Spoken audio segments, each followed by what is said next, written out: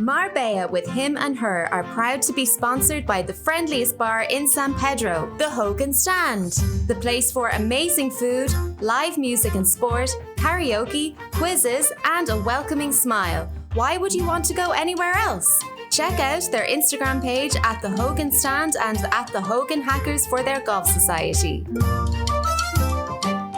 This podcast may contain adult themes and strong language.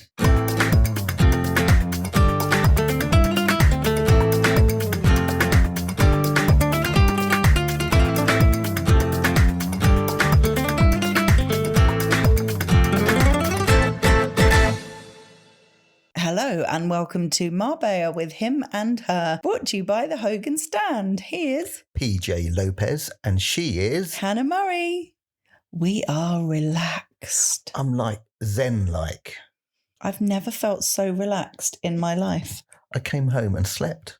It's so weird, isn't it? It's been the best weekend. We need to go back to last weekend though, so we'll get to this weekend. Yes, it was a big build-up to this weekend, really, wasn't it? Yeah. First, I wanted to mention the fact that on the podcast last week, we spoke about the fact that Mercadona have started selling... Mercadona. No, it's Mercadona. That's what I said. No, you That's didn't. literally what I said. You went Mercadona. It goes Donna. That's what I said. It's not. It's like you're like one of those Spanish people when they say something and they say it's this. And it's like, that's what I just said. It's not about what you said. It's the notes that you didn't sing. Move on. New Zealand Sauvignon Blanc that they now sell in Mercadona for only €3.60. We got very excited and bought a couple of bottles last week and we said we would update you on how good it was. Drum roll. Like best Sauvignon Blanc ever. It was yummy. It's so good. Oh, I So cannot light. believe it's $3.60. No, buy 10 bottles next time you go, please. Yeah, amazing. So love that. We also didn't mention last week England versus France. It was sort of a kind of Well, I'll tell you why we didn't mention it. We did mention it and we said we wouldn't be watching it because it's a complete and utter waste of time. And we recorded the podcast before the match was on because that was on Saturday evening. Okay, that's I think you're a little bit too relaxed and you've forgotten a whole week's worth. Yeah, of I couldn't issues. work out what had happened. Okay, so it was last Saturday night. It was like the best match ever. It was epic. I mean, we said literally, it's not worth it. It's a waste of time. It's going to be rubbish. But it wasn't. Like England suddenly came alive. And I think because they were so relaxed. I mean, it was a 10-goal thriller. Amazing. Like seriously amazing. Just a shame it didn't really mean anything. But England came third. yes, England came third. We'll remember that now. People remember it for years to come. Only because it's the best finish we've had since 1966. Yeah. So it's something to cling on to. Yeah, no, fair enough. Last Sunday, we were out all day with our lovely friends Bev and Jamie. We went to Perla Blanca, which is a lovely chiringuito restaurant on Elviria Beach. And it really is the best beach, isn't it? It's had an upgrade. Yeah, it has. It looks really nice inside, what they've done. We knew not to have breakfast there, though, because last time we had a coffee and a croissant there, and it was the most expensive breakfast I think we've ever had. Yeah, tomato toast we had, and Yeah. it was like $8.50, wasn't it? Yeah, it was stupid money. So we don't do breakfast, but lunch is fabulous. Thankfully, Bev brought flasks of coffee. Oh, I wasn't thinking about the coffee so much. I was thinking more about the Tinto de Verano that you made in our massive water bottle. It's really weird because I poured a whole bottle of wine into it to start with, and it didn't even come up to the first line. It's massive, isn't it? You can't drink that amount of water in a day. That's insane. I know, it would be insane. But we did drink that much wine. Yeah, we did get through that. Yeah, we made a Tinto de Verano in it. That's a good thing, actually, because often if you're going to beach clubs, it's not a beach club, it's beds in front of a chiringuito. But a lot of the time, they don't let you bring your own food and drink because you're connected to the restaurant in the way. So they expect you to eat at the restaurant. And even though we did eat at the restaurant, they're fine with us bringing our own drinks. Yeah, it's an interesting concept because it's not a beach club, as you said. And they rent space on the beach, don't they, to be able to have beds there. But it's still a public beach. So I don't know what rules they can apply when you're on the beach. Because at the end of the day, if they said you can't drink here, you just sit in front of the bed line and drink it there and then get back on your beds if you want. So they can't really control that. I know it's an ethical thing. Kalakaua, for example, I was there the other week, wasn't I, at a bed, and there are signs up saying no food and drink allowed. So if you want to eat or have a drink, you have to buy it from Kalakaua. I don't think they can do that. I really don't. Because as I said, if you don't sit by the bed, you stand up on the sand. You're on a public area. Yeah, but that's just being pedantic, isn't it? I'd like to be pedantic. Yeah, I'm sure you would. Anyway, Perla Blanca, we loved. It's a fabulous beach, not a stone in sight. You can just walk onto the beach, walk into the sea. It was bloody freezing. It took us a while to get used to it. The fourth time I went in was a lot easier, but it was so nice swimming in the sea. Yeah, I did go. I ventured in myself. That was after having maybe a bottle of wine. I felt a little bit more. You didn't have a whole bottle of wine to yourself. No, we shared a bottle of wine. Don't know what you assume when I say a bottle of wine that I'm drinking it all. Oh, we shared 2 bottles of wine at lunch. Well, then I had half a bottle of wine. Okay. And anyway, I went in. That's what I was trying to say. I went into the sea after the wine because I was a little bit braver. Yes, fair enough. I didn't feel the cold so much. No. It was lovely. I do love it there. We took our paddle board, but we didn't use it in the end, did we? It would have taken ages to blow up. But well, not only that. Wasn't that calm? Yeah, there were a few waves and we're not really that confident on it, so we would have just kept falling off. It would be a shame if we go a whole summer without using it, though. No, I'd like to get out there and try it, but when it's calmer. It needs to be the right kind of weather. We had a lovely lunch. The food there's really good. We shared a seafood paella for 2. There were 4 of us because we wanted some other things as well. Sea bass, the fish was really, really nice. We got some fried calamari and a salad. It was all gorgeous. Yes, it's the best beach food you can have. And then we got back home. There was enough time for us to... We didn't chill, did we? We literally just got changed and freshened up and then went straight to the Hogan stand to watch Spain in the final of the World Cup versus Argentina. Yeah, so we chucked our English stuff out because they only came third. We donned our Spanish stuff and we watched Argentina cheat their way around the final. Thankfully, they didn't win. Yes, definitely. Sorry if you're Argentinian watching this, but I actually know some Argentinians and they were a little bit ashamed about how their team performed against Spain and their tactics. Okay, fair play. I've seen people online defending it, saying, oh, they were no worse than other teams. I was like, what? Yeah, they were. See, just by saying that, they were no worse than. That means that they know that they were bad. Yeah, not good. I'm so pleased Spain won because most of the match was a bit dull. Nothing happened for ages, did it? I mean, it should have been the England versus France. That should have been the final. That was great. That would have been amazing. Imagine if there were 10 goals in the final. Oh, my God. Anyway, the best team won for all different kinds of reasons. The atmosphere in San Pedro was amazing. We watched it in the Hogan stand. It was great atmosphere there. Yeah, loads of people standing outside on the street watching the TVs as well. So, yeah, terrific atmosphere. It was brilliant. And when we left, we went into town a little bit just to get a little bit of footage because everyone was celebrating like crazy. The noise was insane. Yeah, so do you know that there was a bit of footage going around? I don't know if you know this, of loads of fans getting into a police car. Yes. Do you know where that was? Literally the entrance to San Pedro. Yeah, it was San Pedro. Oh, I know. But that's viral. It's gone around everywhere. So San Pedro is now famous for their antics after the World Cup. There was another video that was also San Pedro, where there was a policeman proper having a laugh. He had a Spanish flag doing the bullfighting. and he put it in front of a guy on a moped as if the guy on the moped was a bull and he was the matador with the Spanish flag and the guy was revving his moped and then the policeman moved the Spanish flag as he drove off. It was really fun. See, that's what I like. That's what I remember in the old days when the police used to be part of the community. And that was just getting back to that sort of thing again, wasn't it? That they're the same as everybody. Yeah. They're policemen there to uphold the law, but they're just part of the community. Yeah. And they really showed that. I think they were so pleased when people got in their car, though. No, there wasn't like any arrests or anything from it. They just threw the guy out of the car and that was kind of it, I think.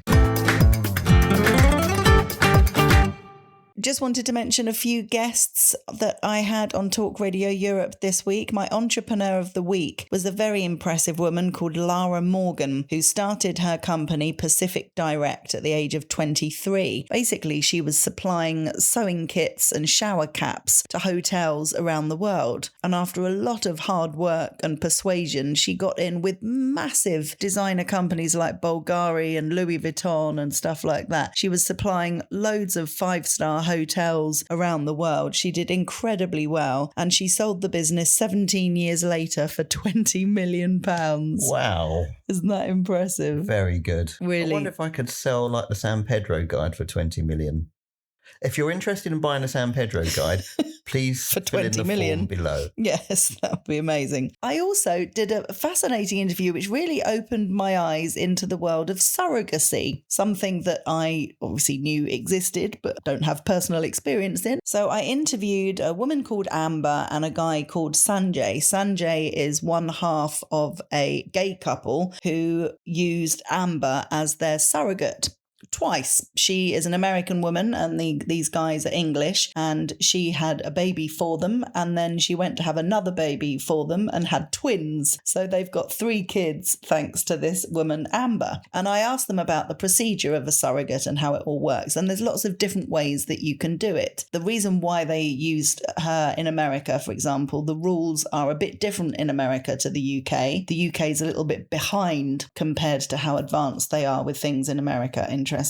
And also one of the things they did, which I didn't really know was the thing, I hadn't really thought about it before. So Amber, her DNA wasn't used at all. She was basically just the oven, if you like. There was an egg donor from a different woman, which they also chose, these guys, and obviously they used their own sperm. So the woman who had their babies had no DNA connection, which is interesting, which is an option way of doing it to sort of ensure a little bit more that the woman down the line doesn't want to say, oh, that's my child, blah, blah, blah, which can obviously happen. I suppose it's a safety mechanism, and also it's a true surrogate, isn't it? They are the host. Exactly. And she was doing it because she wanted to help people, and she had her own child. So she was quite happy with her own child, didn't want to have any more children for herself. She was just doing it to help others. There was another gay couple that she had kids for as well. So not just this couple. So one of her sort of party tricks is saying that 80% of her children aren't genetically hers. Interesting.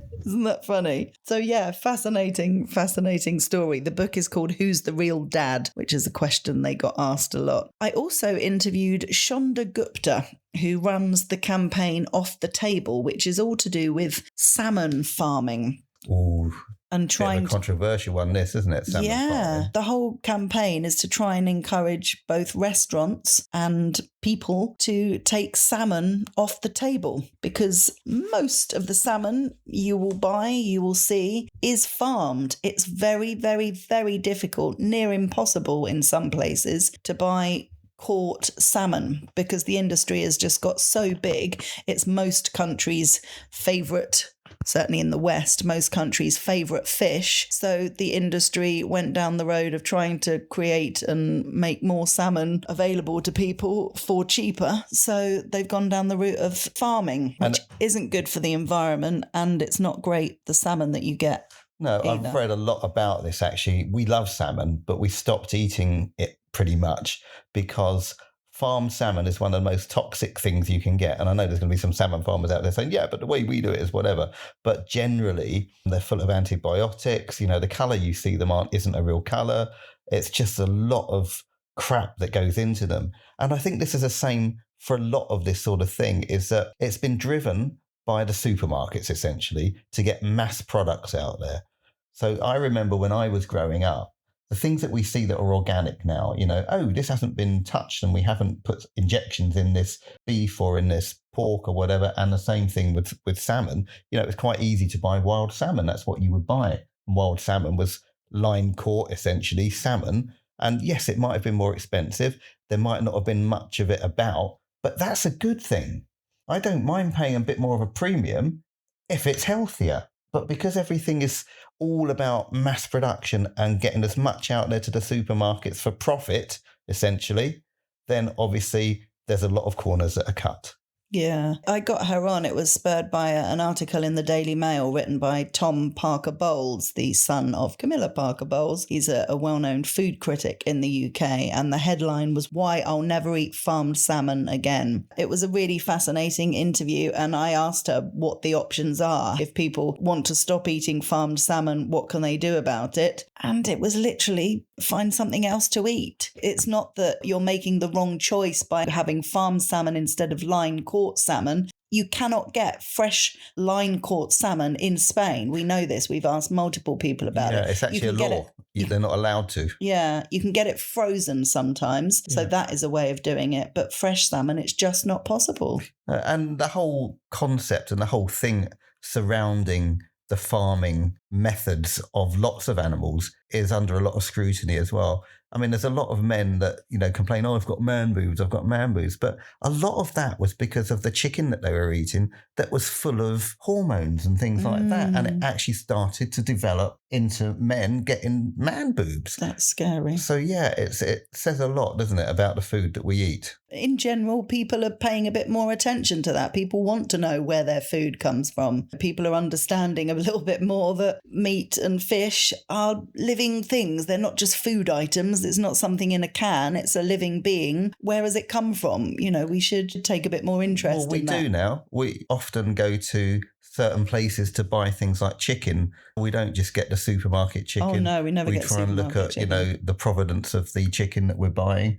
Is it fresher? Has it not been messed around with? And we don't mind paying a little bit more for that, to be honest. Absolutely. I interviewed royalty this week. Did you now? I did. A queen, no less. A queen? I interviewed a queen. Her Majesty Olori Atawotsi III, who is the queen consort of the Warri Nation of Nigeria.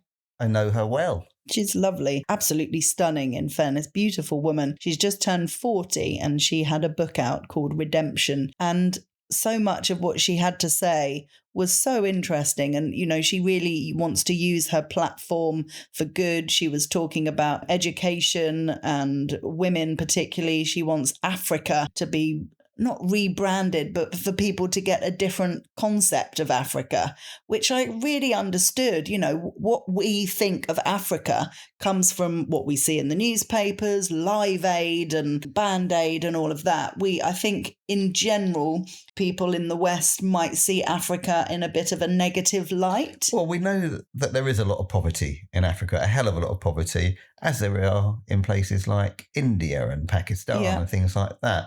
And there is a big, big gap between the people that live comfortably in the super rich and the people that are in poverty. It's a massive gap. And you see them living side by side almost. You've seen it. You've been to India. You've stopped on the roadside and there's people living in shacks or cardboard boxes or whatever they are. They really are. To be honest, I didn't see much wealth when I was there. Most of what we saw was people living in poverty. Yeah, and that's mostly the suburbs and things like that, or the outlying regions.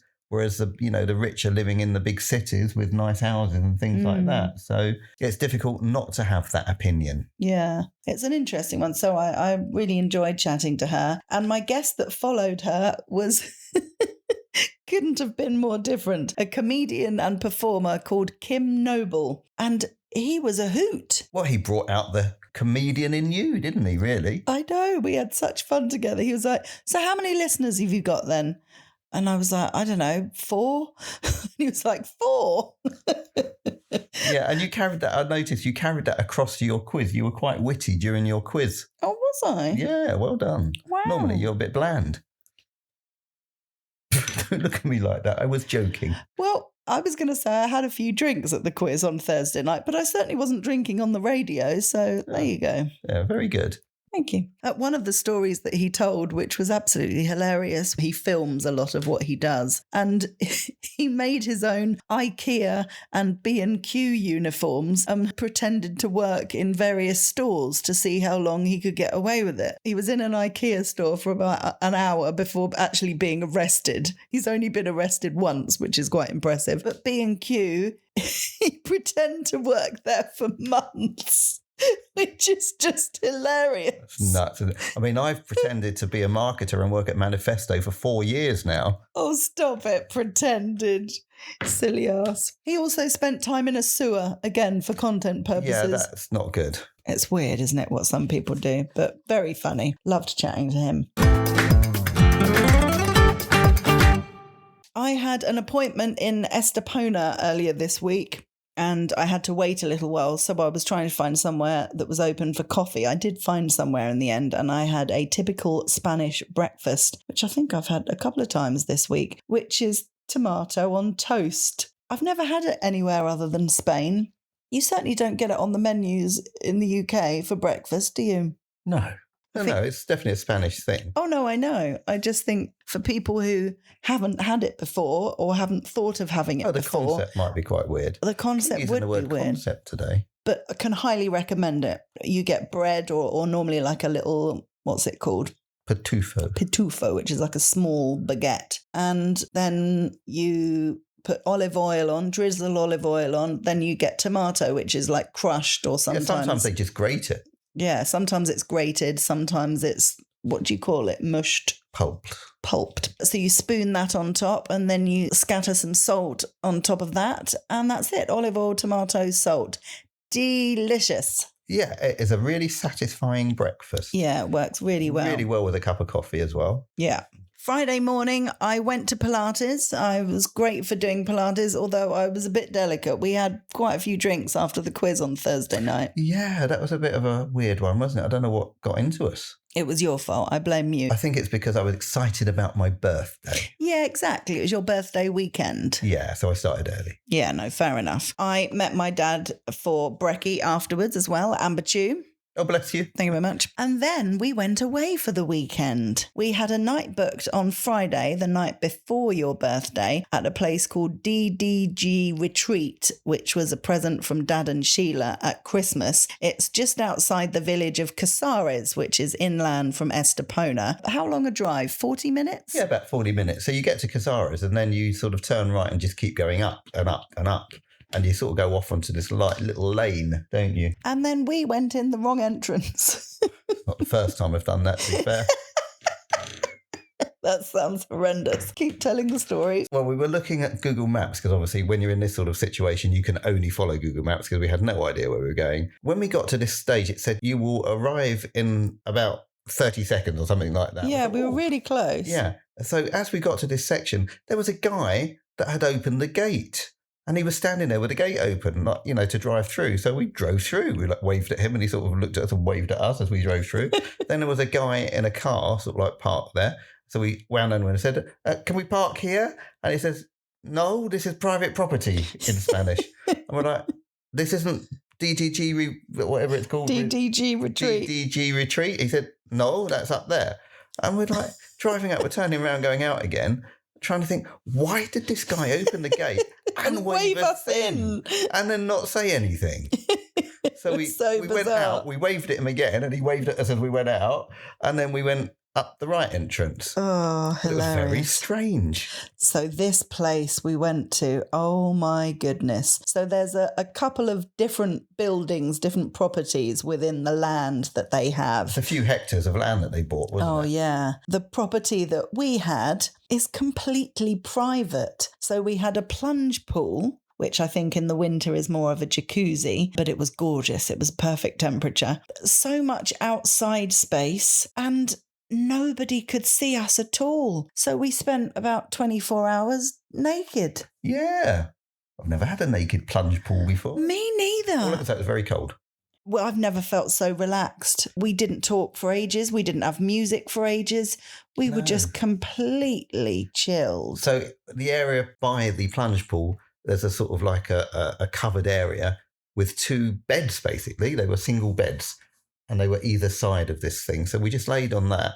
We didn't talk to each other. We just stared at nature and into space quietly and just completely chilled out. It was a really easy way to connect with nature. You sort of tuned into the noises around you and the ants biting you. But apart from that, it was really, really relaxing. We was talking about relaxing, weren't we? And it made us realise that maybe the other things that we do to relax aren't proper relaxing. No, we didn't want to watch TV. We didn't want to look at our phones. I mean, we could, if we wanted to, have been off-grid. But we didn't. We weren't totally off-grid because we did glance at our phones a couple of times and we did put some chill music on and stuff. But we did very little checking on anything. We didn't even check social media hardly. It was really lovely. I can't explain how much I loved it. But by the next morning, we were ready to go back to civilization. Yeah, we were ready for civilization the next day. I don't think I could do it for more than a night, but I'd definitely love to go back and do it again. I really got so much from it. And we had some lovely food. So one of my birthday presents from Jamie and Bev was some Wagyu steak, which was amazing. It was so good. What a special treat. Yeah, so we cooked it. They had a little barbecue there. So I took a pan with me. I took a frying pan because I like to have my own utensils. I just cooked it on the barbecue in the pan and it was amazingly good. You made a little chimichurri. Yeah, but I forgot half the ingredients. I forgot red wine vinegar. I forgot chili. So it was basically parsley and olive oil with a bit of garlic. And some salt. And some salt, yeah. Yes, it was nice. All right, but it wasn't really what I wanted. I broke a bottle of wine, which was annoying. So we had to hooze down the catering area. Everywhere, didn't it? A red bottle of wine. There was a little fridge and we'd put it in the door of the fridge and I opened the fridge door and the, whatever you call it, the bit that was holding the wine in place had come off. So as soon as I opened the door, the bottle just fell on the floor. I can only assume you opened the door too vigorously. Oh, don't blame me. The thing broke. You had some lovely birthday presents. I've had some amazing presents. Got some new Ray-Bans. Got some new sunglasses. And I bought you a couple of fun games which we played. That was really fun. I know. The first one I won. And the second one, there were like 120 cards or something. But we added up the ones that we got. So you keep the card when you got it right. I mean, yeah, I won't go into detail about what the game was, but it's like a quizzy type game. And we had 45 each. Yeah. We literally drew. That was amazing, wasn't it? And you were testing me on my music knowledge. Your music knowledge is insane. Like literally, I play one note of a song, you say, oh, that's blah, blah. And it's like, I've hardly played any of it. How did you know? We did that for hours, didn't we? Until I was practically falling asleep. Yeah.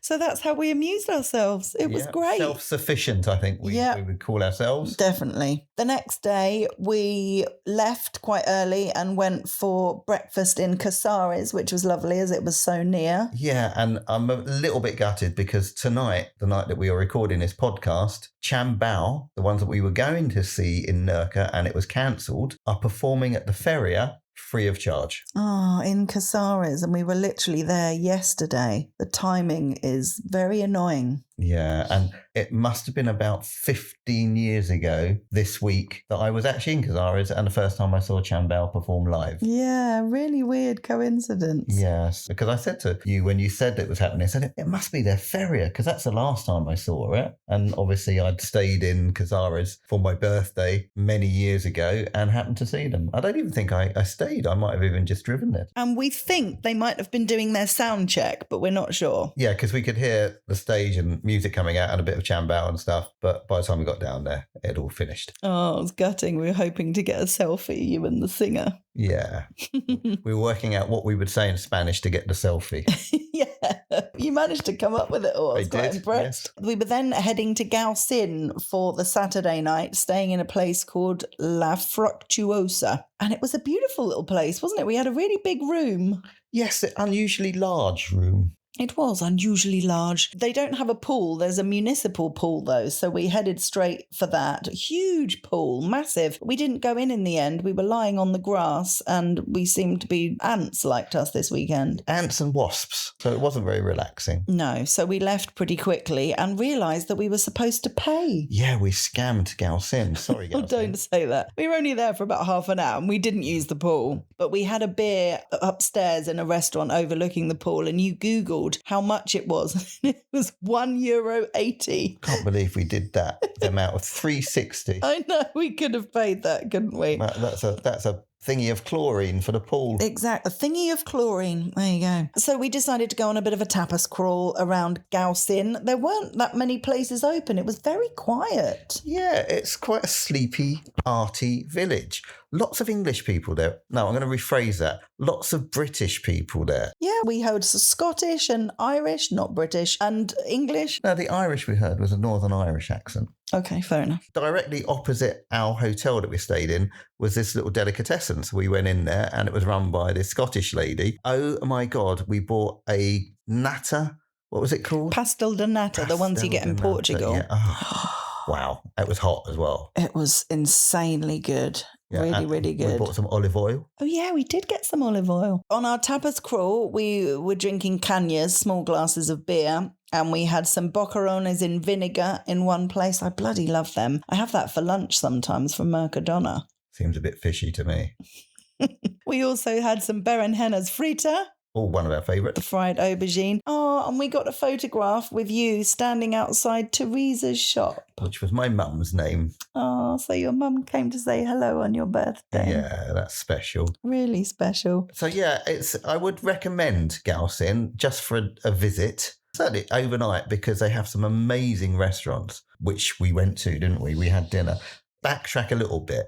You tried to book another restaurant, but it was fully booked. And on our tapas crawl, we sort of got the number again, and you emailed them again to say, have they had any cancellations? Because we looked at the menu and it looked amazing. It did really look But they good. got back to you and said, no, everyone has confirmed we are fully booked. And we were booked into the hotel one anyway, and we weren't sure what it was going to be like. But at night, it completely changed. Yeah, it was beautiful. So I booked to sit outside on the terrace, and it was a really lovely setting. On top of us, there were loads of grapevines that were growing, which was really pretty, and the lights were really romantic. It was a really nice setting, wasn't it? Oh, And it was packed. beautiful. Everywhere was just so busy, all the restaurants. They brought out some sliced courgette, really thinly sliced courgette, just with some olive oil and salt and I think paprika, which was utterly stunning, wasn't it? So Yeah. simple. Not fried courgette, just raw courgette, Yeah, it had really a little thin. bit of a kick to it, didn't it? But That we was- had that as well before. So what I would say is Gaucin is a bit of a gastronomic delight. There's some nice little, not many restaurants, but some very, very good restaurants. For starters, I then had grilled leek with romesco sauce. We've had something a bit like this before, and it's absolutely to die for. So simple. The leek becomes really, really sweet when it's grilled like this and charred slightly. Absolutely delicious. And you had something a bit which sounded strange but was really gorgeous. Partridge pate. Yeah, I went a bit gamey. You did go I a was bit on the gamey. game. There was a Pedro Jimenez reduction with it, which was nice. So you had the umami and the sort of earthiness of the pate Yeah. and then the sweetness of, oh, it was really good. And then for main, I had Iberian secreto with baked pears, which was stunning. And I got to say, you had a lovely pair. Thank you. The pears were really sweet and delicious, aren't they? You had venison with mash and red currants. Yeah, well, it was meant to be truffle mash, and I don't think there was any truffle in the mash, No. unfortunately, which it could have done with, because it needed that strong flavour to cut through. Despite that, it was delicious. It was good. And we went all out on the wine. We did. We bought a bottle of Macan Classico 2021, I'll have you know, which is a Benjamin de Rothschild and Vega Sicilia. Vega Sicilia is probably one of the best wines you can get in Spain. Really? Yeah, that you can spend €500 plus on that. Okay.